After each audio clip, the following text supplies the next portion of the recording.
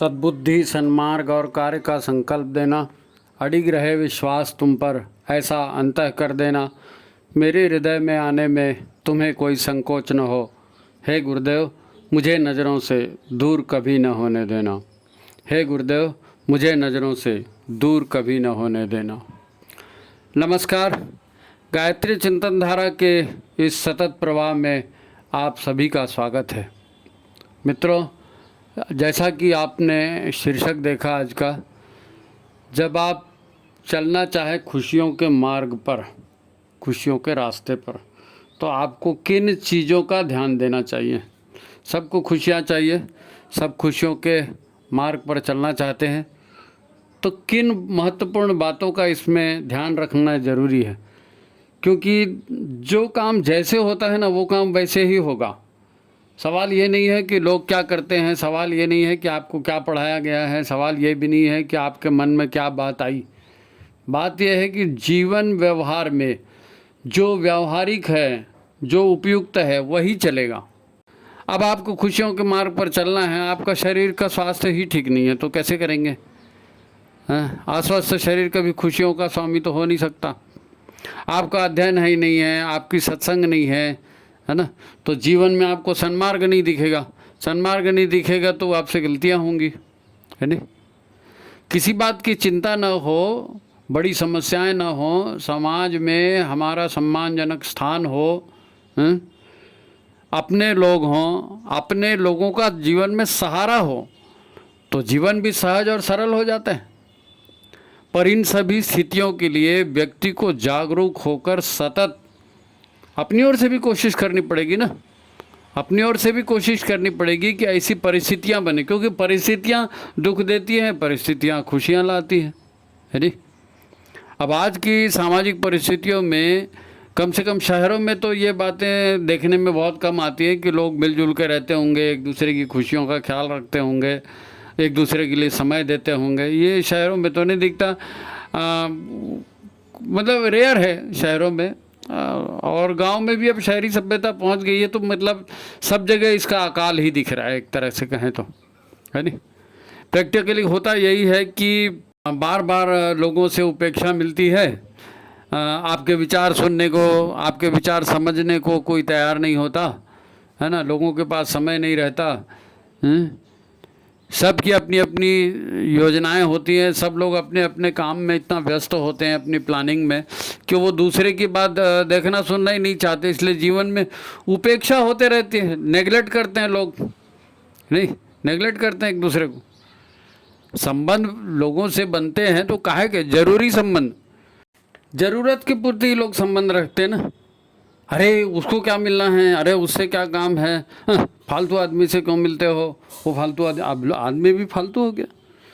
तो संबंध जो है ज़रूरत की पूर्ति के लिए ही रखे जाते हैं, और लोगों को बड़ा अच्छा अनुभव है इसका। ऐसा कौन है जिसको अनुभव नहीं होगा? सब यही कहेंगे, अगर यार मेरे से उधार ले लिया, मेरे को वापस नहीं किया, जब उसका काम पड़ता है तो मेरे को नमस्ते करता है, मेरे से मीठी मीठी बात बोलता है, जब काम नहीं होता तो। यानी ये अनुभव कोई नई बात मैं बता रहा हूँ, ऐसा नहीं, सबका निजी अनुभव है ना। ज़रूरत पड़ने पर ही लोगों को याद किया जाता है। तो एक पारिवारिक स्थिति बने, सच्ची मित्रता का व्यवहार देखने में आए, ऐसा बहुत कम होता है। लेकिन इसके बिना खुशियाँ भी नहीं आती, इसीलिए फिर समाज में अकेलापन, असहाय की परिस्थितियाँ बनी रहती। ये बहुत गंभीर बात है आज जो अपन चिंतन के लिए उठाए हैं, लोगों के कहने पर उठाए हैं कि समाज में सहयोग नहीं मिलता, परिवार में सहयोग नहीं मिलता। तो ऐसी थोड़ी मिल जाएगा भाई, ऐसी थोड़ी मिल जाएगा। उसके लिए भी आपको, है ना, जागरूक रहकर और प्रयत्न करना पड़ेगा। इसीलिए तो समाज में जो है ना अकेलापन बढ़ गया है, असहाय परिस्थितियां में सभी लोग जी रहे हैं। अब दिक्कत यह है कि सारी दुनिया का व्यवहार तो आप बदल नहीं सकते ना। किसको किसको, आपके घर में ही आपके दुश्मन मिलेंगे, आपके पड़ोस में ही आपके दुश्मन मिलेंगे, तो किसी को बदलने की कोशिश थोड़ी करना है। किसी को बदलने की कोशिश आप करोगे, कभी ज़िंदगी में सफल नहीं होगे, है नहीं। अपने को ही जागरूक रहना है और अपने व्यवहार को ऐसा रखना है कि हमारे से कोई पंगा ना हो जाए, हमारे से किसी की दुश्मनी ना हो जाए। हमारे अक्सर लोग बोल चाल में, है ना, अक्खड़पने में बात करते हैं, कड़वा शब्द बोल देते हैं, ये बेसिक चीज़ें हैं, अपमान कर देते हैं, नेगलेक्ट कर देते, इसी से संबंध खराब हो जाते हैं ना, इसी से संबंध खराब हो जाते हैं। लेकिन कम से कम कुछ परिवारों का एक समूह आप बना करके रखिए, कुछ मित्रों का एक समूह बना करके रखिए जहाँ मन की बात की जा सके, है ना, मेल जोल होता रहे, एक दूसरे की सेवा सहायता होती रहे, तो जीवन में मधुरता भी आएगी। एक दूसरे की सेवा सहायता होगी तो जीवन में मधुरता भी आएगी ना, विश्वास का वातावरण बनेगा, है नहीं, अपनेपन का अनुभव बना रहे, ताकि जीवन में खुशियों का रास्ता खुले। खुशियों का रास्ता अकेले अकेले नहीं होता। अब आप कहीं पर जाके मिठाई खा के आ गए, पिक्चर देख के आ गए, या कहीं घूम फिर करके आ गए, उससे आप जीवन में खुशियाँ थोड़ी आएंगी।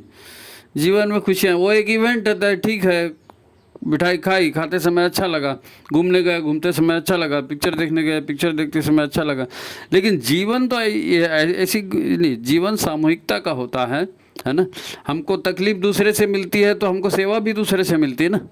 तो दूसरों के साथ हमारा क्या व्यवहार है, सतत प्रयत्न पूर्वक सहयोग और अपनत्व का भाव बनाए रखने के लिए प्रयत्न करने पड़ेंगे। समाज और विशेष करके चरित्र, सामाजिक बुराइयां और चारित्रिक बुराइयां, इनसे हमको अपने आप को बचा के रखना पड़ेगा, क्योंकि ये छोटी छोटी लगने वाली बातें हैं लेकिन जीवन को नर्क बना देती हैं। समाज की बुराइयों को आप अपने परिवार में ले आए, चारित्रिक बुराइयों को आपने ध्यान नहीं दिया, आपका चरित्र वो बिगड़ते गया, है ना, आपकी आदतें बिगड़ते गई, तो फिर आपको खुशियाँ कहाँ से आएंगी, फिर नहीं आ सकती। तो अपने आप को वॉच करना, अपने आप को ठीक मार्ग पर लाना। ठीक है, सबको आप नहीं सुधार सकते, अपने आप को ही व्यवहार सुधार लें तो उसी में बात बन जाती है नहीं।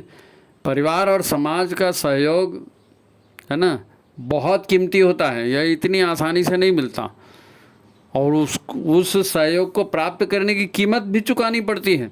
कई बार उसमें धोखा मिलता है, लेकिन फिर भी प्रयत्न करना पड़ेगा। हर बार में कोई सफल थोड़ी होता है। ठीक है, उसने धोखा दे दिया, उसने धोखा दे दिया, इसका मतलब ये थोड़ी कि आप अच्छाई को बंद ही कर दोगे, है नहीं। दिक्कत यह है कि सबको सब मूलभूत बातें मालूम है जी दुनिया में कैसे रहना ये हम सिखाएंगे, ये ऐसा नहीं है। सबको सब चीज़ मालूम है। गुरुदेव से जुड़ने के बाद पहले क्या लोग जानते नहीं थे क्या? जानते थे। अब गुरुदेव से जुड़े, गुरुदेव ने उन्हें कुछ महत्वपूर्ण सूत्र दिए, है नहीं, तो उन सूत्रों पर काम करना पड़ेगा। तब होता क्या है, हम आलस्य में आते। सबसे मेन दिक्कत हमारी आलस्य की है। आलस्य की नहीं है, पेट ठीक रहता नहीं है, दिमाग ठीक रहता नहीं है, थका हुआ शरीर है, आलस्य करता है।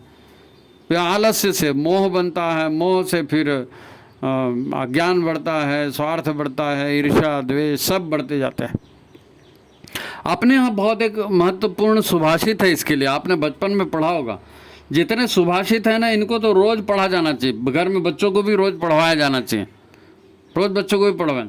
आलस्य कुतो विद्या, जो आलसी होगा उसको विद्याएं कभी नहीं मिलेंगी। अविद्यस्य कुतो धनम, अगर किसके पास विद्या नहीं है, गुणवत्ता नहीं है, तो वो क्या कमाई करेगा समाज में, है नहीं। अधनस्य कुतो मित्र, आपके पास धन नहीं है, आपके पास सामर्थ्य नहीं है, तो मित्र कहाँ से बनेंगे? मित्रों में लेन देन होता है ना, तो आप दोगे क्या? आपके पास कुछ रहेगा ही नहीं तो कैसे दोगे, हैं? अमित्र से कुतः सुखम, यही तो अपन ने बात कर रहे हैं ना कि परिवारों में मधुरता के संबंध, है ना, मित्रता के संबंध ये बने रहने चाहिए। तो इसका सबसे बड़ा दुश्मन कौन है? आलस्य। आलस्य से कुतो विद्या, अविद्या से कुतो धनम, अधन से कुतो मित्र, अमित्र से कुतः सुखम। कि यदि हमें एक जीवन में खुशियाँ चाहिए, है ना, तो खुशियाँ चाहिए, तो खुशियों के रास्ते पर चलने के लिए आपको क्या क्या करना चाहिए? मेन बात तो अपन ने अभी देखी, है ना। आगे अपन और चर्चा करते हैं। इसके पहले आप वीडियो को लाइक कर दीजिए, है ना, शेयर कर दीजिए। जिन्होंने चैनल को सब्सक्राइब नहीं किया है वो सब्सक्राइब भी कर लीजिए, ठीक है। तो देखो, एक कथा से बात को शुरू करते हैं। एक संत थे, बहुत अच्छे संत थे, और संस्कारी परिवार था उनका, और संस्कारी परिवार से ही मतलब अच्छे संस्कार उनको विरासत में ही मिले थे, कहना चाहिए, है ना। सात्विक शुद्ध घराना था। तो वो संत जो है उनका बड़ा आसपास में बड़ा नाम था, और जगह जगह वो कथा करने जाते थे, कीर्तन करने जाते थे, लोगों को प्रवचन देने जाते थे। तो उनकी समाज में बड़ी मान सम्मान था, उनका बड़ी इज्जत थी। एक बार क्या हुआ, एक सभा में एक सामान्य सा व्यक्ति आया। और सामान्य सा व्यक्ति आया, उसने एक ऐसा प्रश्न कर दिया कि वो संत जो है वो भी सिर खुजलाने लगे कि अभी इसको क्या जवाब दूँ इसको क्या जवाब दूँ, है ना। वो सब, अब वो आदमी खड़ा हो गया भरी सभा में और सामने सामने बैठा था, हाथ उठा दिया। और वो हाथ उठा के क्या बोला, वो ये बोला कि महाराज महाराज आप मेरे को एक बात बताओ, महाराज एक बात बताओ कि पाप का पिता कौन है। आप मेरे को एक बात बताओ कि पाप का पिता कौन है, उसका क्या नाम है, पाप का जन्म कैसे होता है, उसके माता पिता कौन है। अब संत जी जो हैं, विषय भटक गया ना, वो बोल कुछ और रहे थे और सामने वाले ने प्रश्न कुछ और कर दिया, तो उस समय तो उन्होंने टाल दिया, लेकिन वो बात दिमाग में उनके घूमते रही कि सब पापाचार कर रहे हैं, दुनिया में पाप बढ़ रहा है, तो आखिर इस पाप का पिता तो कोई होगा, कहीं से तो पाप का जन्म होता होगा, है नहीं। तो बहुत दिन तक वो सोचते रहे और उन्होंने कुछ लोगों से पूछा भी, तो लोगों ने अपने ढंग से जवाब दिया, लेकिन बात नहीं बनी। अच्छा, ये बात कहीं से जा कर के उस गांव की जो है प्रसिद्ध वैश्या थी, उस वैश्या को पता चला, वैश्या तक बात पहुंच गई। कोई आता होगा सत्संग में और उधर भी जाता होगा वैश्या के पास, तो आया होगा, तो उसने बताया होगा कि आज पंडित जी चकरा गए कि एक आदमी ने ऐसा ऐसा पूछ दिया। तो उसने कहा कि क्या जवाब दिया फिर पंडित जी ने, तो बोले नहीं, उन्होंने कोई जवाब नहीं दिया। तो वो वैश्या बोली कि मेरे को एक दिन उनके पास ले चलो। तो दूसरे ही दिन जो है वो जो सज्जन गए थे, उन्होंने नाम पता बताया, भाई यहाँ चले जाओ, मेरे साथ मत जाना दादा, मैं बदनाम हो जाऊँगा, आप वहाँ जाओ और आप वहाँ उनसे अलग से बात कर लेना। तो वो वैश्या थी, वो सभा में गई और सभा में गई, उनका प्रवचन वगैरह सुना और सुनने के बाद सब लोग प्रणाम कर रहे थे, तो वो भी प्रणाम के लाइन में लग गई और आखिरी में प्रणाम उसने किया और उसने संत जी से कहा कि आपने प्रश्न किया था कि ये जो पाप है, पाप का पिता कौन है। तो उन्होंने कहा हाँ कहा तो था, लेकिन किसी ने जवाब नहीं दिया। बोले ये इसका जवाब दिया नहीं जा सकता, इसका जवाब जो है आपको अनुभव करना पड़ेगा, आप बोलो तो मैं आपको अनुभव करवा देती हूँ। तो बोले ठीक है, अनुभव करा दो। तो वैश्या ने उनको कहा कि आप जो है कुछ दिन के लिए हमारे मोहल्ले में आइए। बोले उससे क्या होगा। बोले नहीं, आप आइए तो सही, मैं आपको कोई डिस्टर्ब नहीं करूँगी, आपकी दिनचर्या आपको जैसे चलानी चलाइए और मैं आपको कोई डिस्टर्ब नहीं करूँगी, आप मेरे मोहल्ले में आइए। तो मोहल्ले में वो वैश्या ने जो है अपने घर के बगल में उसको एक मकान दे दिया किराए पर। संत जी बोले यहाँ रहो, यहाँ उनकी सारी व्यवस्थाएं भी कर दी। अब संत जी वहाँ रहने लगी। उनका निजी जीवन तो निर्धनता में बीता था, है ना, और उतना कोई सुख सुविधा के साधन नहीं थे, लेकिन अब वो वैश्या बड़ी वैश्या थी, पैसे वाली थी, उसने अच्छा खासा उनको मकान दिया, उसमें सारी सुख सुविधाएं के साधन उसमें दिए। तो संत जी वहाँ रहने लगे। उनकी साधना भी चल रही थी, अपनी जैसे साधना करते थे वैसी साधना भी चल रही थी, लेकिन धीरे धीरे जो है उनको वहाँ आनंद आने लगा, क्योंकि बढ़िया गद्दे मिल रहे थे, बढ़िया हवा मिल रही थी, है ना, बढ़िया पानी मिल रहा था, घर टीवी शीवी लगा था, जो भी सुख सुविधा के साधन होते हैं वहाँ थे। तो एक दिन वैश्या जो है उनके घर में आई और उनके घर में आके उसने कहा कि आपको उससे मैं बहुत दिन से बोलना चाहती थी, आप अगर इजाज़त दें तो मैं अच्छा सा खाना आपको बना के ला दूं, पता नहीं नौकर कैसे बनाता है। तो संत जी सोचे कि यार इतना आराम मिल रहा है और अच्छा भोजन भी मिल जाएगा, अच्छी बात है। तो उन्होंने कह दिया कि ठीक है, जैसी आपकी मर्जी, आप तो सेवा कर ही रहे हो, आपकी ये सेवा अन्नदान ये भी हो जाए। तो दूसरे दिन जो है वैश्या तरह तरह के स्वादिष्ट व्यंजन बना करके और वो साधु जो संत जो थे उनके पास लेकर के आई। अब थाली रखी गई उनके सामने में, संत जी हाथ वाथ धो करके आए और बैठने वाले थे भोजन के लिए। तो उस वैश्या ने कहा रुकिए महाराज, रुकिए। तो ये संत जी जो थे वो अचानक चका गए कि ये मेरे को रुकिए क्यों बोल रही, जब इसने खाना लाया, बहुत अच्छा खाना है, खुशबू भी आ रही है, व्यंजन भी दिख रहे हैं, और इसने मेरे को रोका क्यों। तो वैश्या ने कहा कि आपको उत्तर चाहिए था ना कि पाप का बाप कौन है। तो आज मैं वो उत्तर आपको दे रही हूँ कि पाप का बाप है मोह। पाप का बाप है मोह। आप गरीबी में रहते थे, सादा जीवन था, सादा खान पान था और बहुत अच्छा आपका ज्ञान था और आप प्रवचन दे रहे थे। धीरे धीरे आपके भीतर मोह जागृत हुआ। आपको अच्छा मकान मिल गया, आपको अच्छा बिस्तर मिल गया, आपको अच्छा वातावरण मिल गया, तो आपके भीतर में मोह जागा कि अच्छा भोजन भी मिले तो अच्छा है। आपको अच्छा भोजन चाहिए कि सुसंस्कारी भोजन चाहिए? आज आपके पतन की शुरुआत हो रही है। आज आपके भीतर पाप दिखना शुरू हो रहा है, पाप का प्रवेश होना शुरू है। पाप का बाप पूछ रहे थे ना, तो ये है पाप का बाप। आज आप एक वैश्या की संपत्ति का अन्न खाने को तैयार हो गए।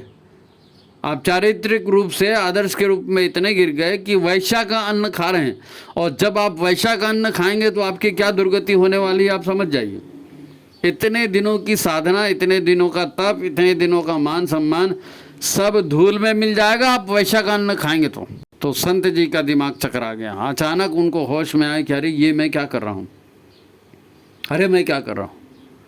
और उनको अपनी गलती समझ में आई। ये बहुत महत्वपूर्ण बात है। हम कैसी कमाई कर रहे हैं, कैसा अन्न हमारे यहाँ आ रहा है, किसकी संगत में हम रह रहे हैं, उसका असर हमारे चिंतन और चरित्र पर पड़ता है।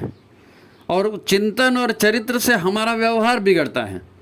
और चिंतन और चरित्र से यदि हमारा व्यवहार बिगड़ता है तो लोगों की सेवा सहायता कैसे मिलेगी, ज्ञान अर्जन का अवसर कैसे मिलेगा, सत्संग कैसे मिलेगी, और ये सारी चीज़ें नहीं मिलेंगी तो खुशियों के मार्ग तो बंद हो जाएंगे। क्योंकि समाज हमको क्या देता है, जो हम समाज को देते हैं वही समाज हमको लौटाता है। नहीं भाई, सज्जनों को सज्जन मिल जाते हैं, अच्छे लोगों को अच्छे लोग मिल जाते हैं, दुष्टों को दुष्ट भी मिल जाते हैं, छलावा करने को छलावा भी मिल जाते हैं। इस बात का चिंतन करना पड़ेगा, सतत जागरूक रहना पड़ेगा कि हमारे भीतर मोह कहाँ पैदा हो रहा है, स्वार्थ कहाँ पैदा हो रहा है, क्रोध कहाँ पैदा हो रहा है, ईर्ष्या कहाँ पैदा हो रही है, अहंकार कहाँ पर हमारा बढ़ रहा है, हमारे भीतर हिंसा के भाव क्यों आ रहे हैं। इन सब पर लगातार नज़र रखनी पड़ेगी, नहीं तो हमारा व्यवहार पर इसका असर नहीं पड़ेगा। लोग करते हैं उसको छोड़ दीजिए, कौन क्या करता है, नहीं बहू ने ऐसा कर दिया, नहीं भाई ने ऐसा कर दिया, नहीं पत्नी ने ऐसा कर दिया, वो बेटे ने ऐसा कर दिया, आप उसकी चिंता मत करो ना, आप उसकी चिंता मत करो। वो उन्होंने किया है, वो उनका कर्म है। आप जो करेंगे वो आपका कर्म होगा और आपके कर्मों का परिणाम आपको मिलेगा, उनके कर्मों का उनको मिलेगा। आपको विश्वास नहीं है? ये जितने मनोविकार और दुर्गुण बताए ना, ये मोह के बच्चे हैं, मोह के बच्चे हैं। जब आपके जीवन में श्रमशीलता है, आप मेहनत कर रहे हैं, चिंतन कर रहे हैं और मेहनत का खा रहे हैं, खुद अपनी कमाई से खा रहे हैं, तब तक ठीक है ना। और जहाँ आप मोह में पड़े तो मोह के बच्चे हैं, ये सब मोह के बच्चे हैं। कौन से बच्चे हैं? ईर्ष्या। मोह के बच्चे क्या हैं? द्वेष। मोह के बच्चे क्या हैं? अहंकार, हिंसा, हाँ, फिर षड्यंत्र और दुर्बुद्धि, और ये जितना है सब आलस्य से शुरू होता है। आपने आलस्य किया, आलस्य ने मोह को पैदा किया, मोह से फिर चला। फोकट का खाने की आदत हो जाती है ना, फोकट का ही तो हजम नहीं होता, फिर हमें पता ही नहीं चलता कब हमारे भीतर ये विकृतियाँ बढ़ती गईं। देखो आपको एक और उदाहरण बताता हूँ, बहुत प्रसिद्ध उदाहरण है, महाभारत का उदाहरण है। महाभारत का उदाहरण है। धृतराष्ट्र के लिए धृतराष्ट्र का विवाह होने वाला था और भीष्म पितामह ने गांधारी को देखा, लड़की को देखा और उसका विवाह प्रस्तावित हुआ और विवाह हुआ और गांधारी धृतराष्ट्र की पत्नी बनकर आई। ये सब आप जानते हैं। तो क्या हुआ, उसने ये देखा कि अब उसको सब सीख कर आई थी कि पतिव्रता नारी क्या होती है, सतीत्व का मर्म क्या होता है। पहले घर परिवारों में इस तरह के संस्कार दिए जाते थे, तो वो संस्कार लेकर के आई। तो उसने कहा मेरा पति अंधा है तो मैं भी पट्टी बांधूंगी आँख में, ताकि मेरा पति से व्यवहार अच्छा रहे और मैं पति की उपेक्षा ना करूँ। एक उसका अपना सोच था और उसने अपने आँखों पे पट्टी बांधी। और धृतराष्ट्र तो अंधा था, ये भी पट्टी बांध के अंधे का जीवन जीने लगी। अंधे का जीवन जीने लगी और वो जीवन चलता रहा। जीवन में परिवर्तन जो है ना एकाएक झटके से नहीं होता, धीरे धीरे धीरे करके व्यक्ति का चिंतन, चरित्र, स्वभाव बदलता है। इसीलिए जागरूकता जरूरी है। अब आप उसके आगे की कहानी जानते हैं, किस प्रकार 100 बच्चों का जन्म हुआ और कौरव पांडव की लड़ाई हुई और महाभारत हुआ और उसमें कौरव वंश का समूल नाश हो गया और ये सब आपको मालूम है। उसके बाद विदुर गए गांधारी से मिलने। उन्होंने गांधारी को प्रणाम किया और बातचीत शुरू हुई। तो गांधारी को तो एक ही दर्द था। गांधारी का कहना ये था कि ये दुष्ट कृष्ण, इसने लड़ाई को बढ़ाया। ये दुष्ट कृष्ण, ये भगवान कहलाता है अपने आप को, इसने वास्तव में लड़ाई को बढ़ाया। अरे कुछ ले दे करके दुर्योधन को शांत किया जा सकता था, पांडवों को शांत किया जा सकता था। इतने इतने मेरे 100 बच्चों को मरवाने का और लड़ाई कराने का पूरा श्रेय केवल कृष्ण को है। कृष्ण नहीं होता तो महाभारत नहीं होता। अब यहाँ पर गांधारी गलत नहीं बोल रही है, उसमें काफ़ी कुछ सत्य है, लेकिन सत्य पूरा ये नहीं है। विदुर ने कहा कि महारानी आप जो क्षमा करें, लेकिन ये सत्य पूरा नहीं है। उन्होंने पूरा सत्य क्या है? तो उन्होंने कहा कि ये पूरा महाभारत हुआ और तुम्हारे 100 के 100 पुत्र मरे।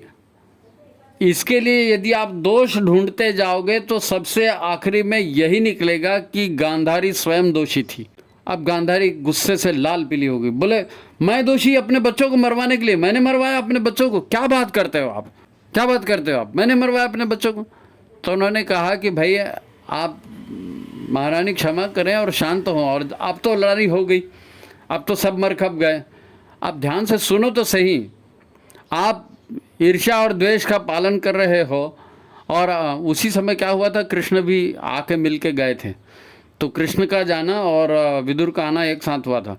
तो कृष्ण को गांधारी ने श्राप दिया था कि तुम्हारी वजह से लड़ाई हुई और तुम्हारी वजह से जो है मेरे 100 पुत्र मारे गए और मेरा पूरा कुल खानदान खत्म हो गया। तो मैं गांधारी तुमको श्राप देती हूँ कि तुम्हारा भी यादव कुल ऐसे ही आपस में लड़के मरेगा। और कृष्ण हंस रहे थे और चले गए। और विदुर जी, उसी क्षण विदुर जी ने भी सुना और वो भी अंदर आए और उसके बाद बातचीत हुई।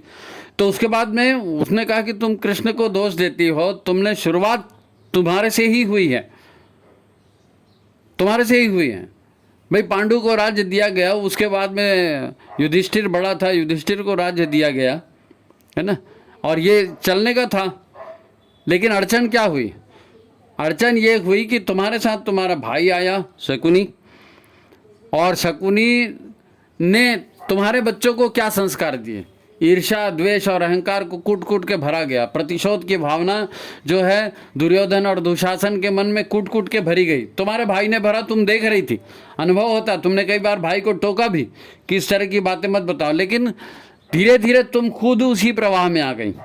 तुम भी तो चाहती तो पांडु के पुत्रों को अपना पुत्र समझ करके न्यायशीलता का पालन कर सकती थी। दुर्योधन तो तुम्हारा पुत्र था ना, तुम खुद उसको समझा सकती थी। मेरा दुर्योधन, मेरा दुर्योधन, यहाँ तक कि महाभारत हो गया तो दुर्योधन को तुमने अपना सतीत्व का कवच देने की बात करी कि मैं तुमको सतीत्व का कवच दूंगी, ताकि दुर्योधन का पूरा शरीर वज्र का बन जाए, उस पर किसी तरह के हथियार का कोई प्रभाव ही ना हो। और तुम खुद ध्यान दो ना, जिस समय राज्यसभा में जुआ खेला गया, आप मना कर सकते थे, आपने मना नहीं किया। फिर जिस समय सारी दौलत लगाई गई जुए में और द्रौपदी को जुए में लगाया गया और द्रौपदी चीख चीख कर बोल रही थी हारने के बाद में कि हे तात श्री मुझको बचाओ, हे माताजी मुझको बचाओ, हे धृतराज मुझको बचाओ, तुमने बचाया? एक स्त्री की सतीत्व से उसका लड़का वज्र के शरीर का बन सकता था, तो एक स्त्री दूसरे स्त्री की अपने ही राज्यसभा में इज्जत को नहीं बचा सकती थी। मगर तुमने उसको रोका ही नहीं, तुमने युद्ध के कारण को रोका ही नहीं। तुम चाहती तो उस युद्ध के कारण को रोक सकती थी कि भाई चलो जितनी हार जीत हुई उतनी हार जीत हुई, कम से कम नारी की इज्जत तो रखो, ये कुरुवंश का राज्यसभा है। यहाँ तो तुम उनको रोक सकती थी, तुमने नहीं रोका।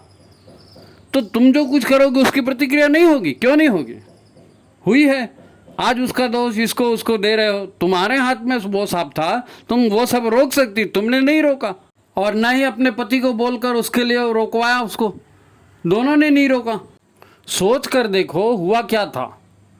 ऐसा नहीं है कि तुमको पांडवों से प्रेम नहीं था, ऐसा नहीं है कि तुम युधिष्ठिर को नहीं चाहती थी, अर्जुन को नहीं चाहती थी, सबको चाहती थी, सबसे प्रेम था, लेकिन पुत्र मोह। धृतराष्ट्र भी पुत्र मोह में गया, तुम भी पुत्र मोह में गई, और जब उसका परिणाम आया, इतना बड़ा युद्ध चला, इतने सारे लोग, अपने ही लोग मारे गए उसमें। अब तुम वो तो बोल रही हो कि मेरे बच्चे मर गए और बाकी के बच्चे किसी माँ के बच्चे नहीं थे। उस समय तो तुमको कुछ नहीं, उस समय माँ का दिल नहीं दुखा कि इतनी सारी बच्चे हैं, उनकी भी तो माताएं होंगी। ये सब मानवीय कमजोरियां हैं और जागरूक रहकर इन कमजोरियों को स्वयं दूर करना पड़ता है। नहीं तो यही कमजोरियां दुख और विनाश को आमंत्रित करती हैं। दुख और विनाश आता काहे से है? भाई देखो, हमको कर्मों का परिणाम मिलता है। कर्म क्या है? कर्म क्या है? ईश्वर की व्यवस्था में चलते हुए जो कुछ भी हम कर्तव्यों का निर्वहन करते हैं वो कर्म नहीं है, वो ईश्वरीय व्यवस्था का पालन है। हम गुरु के आदर्शों पर चलते हैं, अपने कर्तव्यों का निर्वहन करते हैं, तो ये गुरु की व्यवस्था का पालन है नहीं? गुरु के आदेशों का पालन। कर्म वो है जो हम अपने मन से, अपनी मान्यता से, अपनी धारणाओं से, अपने विचार से सही और गलत मानकर करते हैं, अच्छा और बुरा मानकर करते हैं, राग और द्वेष के अंतर्गत करते हैं। हमको लगता है कि ऐसा करना चाहिए, हमारा मन कहता है कि ऐसा करना चाहिए, और जिसको हमारा मन कहता है, जो हमको लगता है, उसी का परिणाम तो हमको मिलेगा। तो अगर हम जागृत रहें और अपने मन को देखते रहें कि मेरे मन में क्या विचार उठ रहे हैं, इसका क्या परिणाम निकलेगा। भाई कुछ प्रारब्ध है आपका, पिछले जन्मों से लेकर के आए हैं, कुछ परिस्थितियां हैं, तो प्रारब्ध और परिस्थितियों से वातावरण बनता है, लेकिन उस वातावरण पर प्रतिक्रिया देना है कि नहीं देना है, ये तो आपके हाथ में है। प्रतिक्रिया देना है कि नहीं देना आपके हाथ में। अब आप प्रतिक्रिया देंगे तो उसकी फिर वो सामने वाला भी उसकी प्रतिक्रिया देगा। इसीलिए कहा जाता है ना, स्वस्थ शरीर स्वस्थ मन अपना सभ्य समाज बनाएंगे। अरे शरीर से स्वस्थ हो, अध्ययन सत्संग होता रहे, जीवन में सन्मार्ग मिलता रहे, किसी बात की चिंता न हो, हैं, बड़ी समस्याएं भी पैदा नहीं होंगी। गुरु के आदर्शों पर चलेंगे तो, हैं, धर्म पर चलेंगे तो समस्याएं भी पैदा नहीं होंगी। समाज में सम्मानजनक स्थान हमारा बनना चाहिए। अपने लोग होने चाहिए, हमारा समर्थन करने वाले लोग होना चाहिए, अपनों का सहारा होना चाहिए, तो जीवन सरल और सहज हो जाता है। सब मिलजुल कर रहते हैं, जीवन सहज और सरल होता है, किसी तरह के तनाव पैदा नहीं होते। परंतु मैं और मेरा, आज तो सारे संसार में झगड़े की जड़ यही है ना, मैं और मेरा। क्योंकि आपस में बातचीत का समय नहीं है, एक दूसरे की भावनाओं को समझने का समय नहीं है, और जल्दी है हर चीज़ की। परंतु इन सभी स्थितियों के लिए व्यक्ति जागरूक रहे, सतत प्रयत्नशील रहे, तो इसको टाल भी सकते हैं। खुशी का मार्ग जागरूकता से होकर जाता है, आपके आसपास के वातावरण से होकर जाता है। आपके आसपास के लोग दुखी होंगे तो आप सुखी कैसे हो सकते हैं? अगर आप जागरूक नहीं होंगे तो भी आप सुखी नहीं हो सकते। अपने व्यवहार की समीक्षा नहीं करेंगे तो कैसे बनेगा? लोग हमारे होने चाहिए, हमारे सुख दुख में साथ देने वाले होने चाहिए, तो हमको भी लोगों के सुख दुख में साथ देना पड़ेगा ना। यही पारिवारिक भावना है। परिवार इसी को कहते हैं। खाली जन्म से परिवार हो ऐसा नहीं है। आप प्रेमपूर्ण व्यवहार बनाते हैं, लोगों के साथ अच्छे संबंध बनाकर रखते हैं, तो वही संबंध आपको काम आते हैं। आप दूसरों के दुख में उसकी सहायता करेंगे, उसका दुख हल्का हो जाएगा। जब आप दुखी होंगे तो लोग आपकी सहायता करेंगे, तो आपका दुख हल्का हो जाएगा, जीवन हंसी खुशी से चलेगा। देखो, आज युग निर्माण मिशन इतना विस्तार को पाया है, इतना बड़ा हुआ है ना। क्या इतने सारे लोग एक साथ काम करते हैं तो एक दूसरे की शिकायत नहीं होगी? जरूर होगी, जरूर होगी। परिवार में भी होती है तो समाज में क्यों नहीं होगी? समाज में भी होती है। गुरु जी के पास भी लोग जाया करते थे शिकायत लेके, उसने ऐसा किया, उसने ऐसा किया। गुरुदेव ने कभी किसी का पक्ष लिया? कभी किसी का पक्ष नहीं लिया। वो जानते थे कि आप किसी के व्यवहार, दूसरे के व्यवहार को नहीं बदल सकते। आपको अपना व्यवहार ठीक रखना पड़ेगा, उन प्रतिक्रियाओं से बचना पड़ेगा, विवादों को बढ़ाने से बचना पड़ेगा।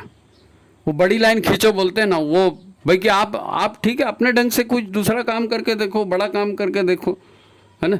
टकराने से तो नुकसान ही होने वाला है ना।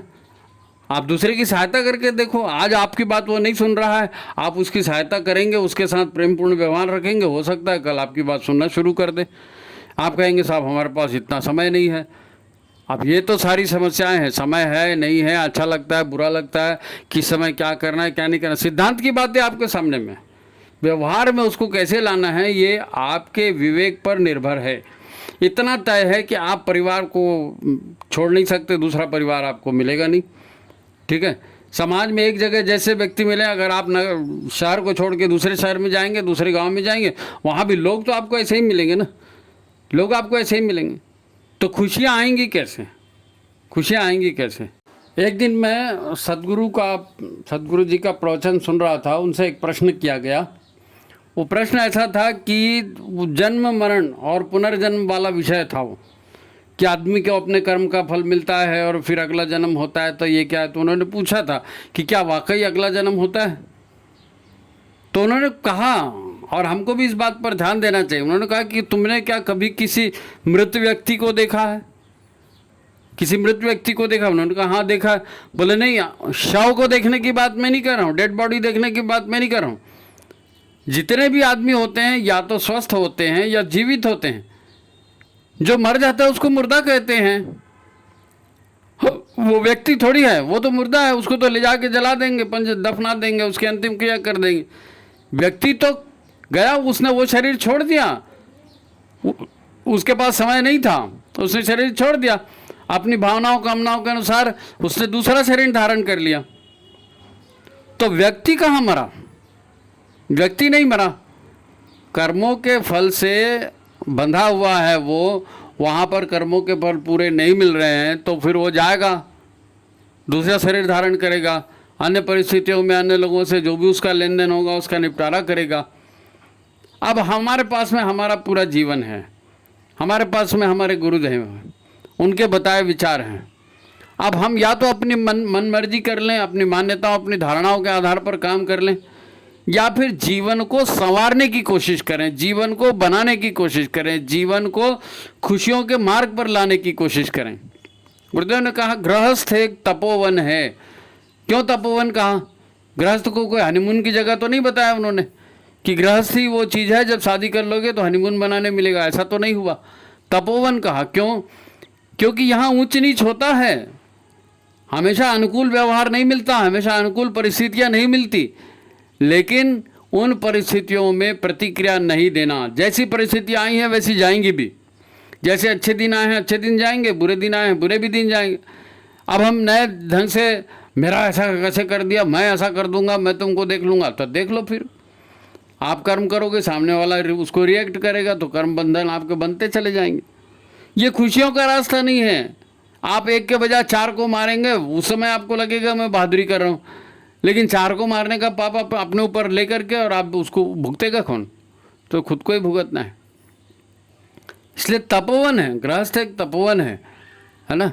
संबंध बनाना, संबंधों को निभाना, है ना भाई। एक साथ मिले, एक साथ पूजा पाठ करें, एक साथ स्वाध्याय करें, एक दूसरे की सुख दुख में साथ दें। अगर कोई साथ नहीं देता है, अगर कोई आपको चिढ़ाता है, कोई आपको परेशान करता है, तो उस पर पुनर्विचार करिए, किसी न्यूट्रल आदमी के पास जाइए, उससे बात करिए, उसको समझाइए। तो काउंसलिंग बोलते हैं, आप काउंसलिंग करिए, विद्वान लोगों के साथ मिलिए। और जीवन में ऐसी कोई समस्या नहीं है जिसका समाधान ना हो सके, है ना।